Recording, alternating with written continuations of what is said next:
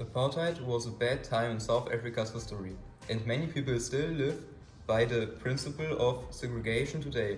Let's start with the definition of apartheid. Apartheid is the racial segregation of the individual ethnic groups in the Republic of South Africa.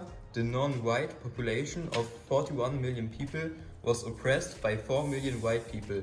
The apartheid began in 1948 and ended in 1994. We now come to four apartheid laws. The Prohibition of Mixed Marriages Act from 1949. This law prohibited marriages between white people and people of other races, so people of different skin colors. In the period of 1946 and 1949, only 75 mixed marriages were registered, so marriages between white people and people of a different color. For comparison, during that time there were 28,000 marriages between white people. The Native Laws Amendment Act from 1952. The law limited the number of black people who had permanent residency in South African cities. Only black people who were born there and had lived there for more than 15 years, or had a job there for at least 15 years, or worked for the same employer in that city for more than 10 years, were allowed to live in the cities. All black people who did not meet these criteria were forcibly evicted from the cities. The Extension of University Education Act from 1959 prohibited non-white students from enrolling in an open university without written permission from the Secretary of the Interior. New universities were opened from the various non-white groups, including the University of the Western Cape at Belleville for people of color. We now come to the beginning and the end of apartheid.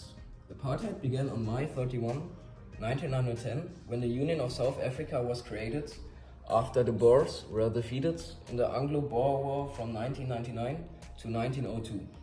The Union of South Africa became a self-governing territory of Great Britain through the South Africa Act of 1909, which amalgamated Britain's four previously separate colonies: the Cape Colony, the Colony of Natal, the Transvaal Colony, and the Orange River Colony. The country became a fully sovereign nation-state within the British Empire in 1934, following enactment of the Status of the Union Act. The monarchy came to an end on the 31st of May 1961, replaced by a republic as the consequence of a 1960 referendum which legitimized the country becoming the Republic of South Africa. From 1948 to 1994, South African politics was dominated by Afrikaner nationalism. On 27th April 1994, the African National Congress achieved victory in the first democratic election. Its most famous politician, Nelson Mandela, became the first black president of South Africa. The African National Congress has since then governed South Africa in an alliance with the South African Communist Party and the Congress of South African Trade Unions.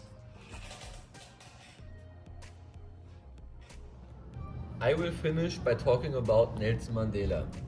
Nelson Mandela paved the way for a conciliatory transition from apartheid to democracy in South Africa, and was elected the country's first black president in 1994.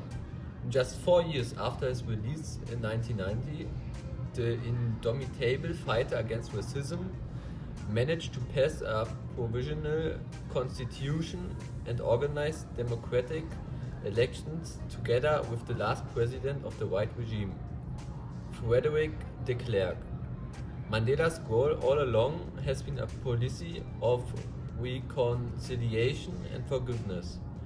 The charismatic president implement this with great support during his 5 years in office, thus completing the peaceful transition from a racist dictatorship to a democracy. Apartheid is an unforgettable period in South Africa's history, and the people of South Africa were very happy when this terrible period of racism and discrimination came to an end. Despite this, the most black people today still live with the consequences of apartheid.